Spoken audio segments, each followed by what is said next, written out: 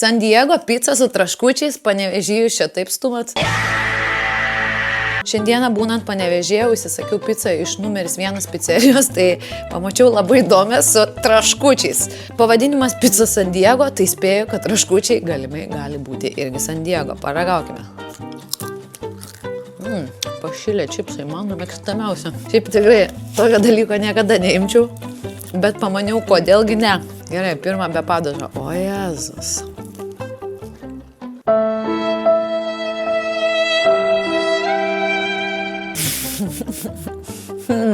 Kaip pasakyti, kad yra blogai, nepasakant, kad yra blogai? What is that? Sorry, chef. Are you fucking stupid? No, I'm not stupid, chef. Gerai, bandom su padažiuku česnakiniu, gal išgelbės dar.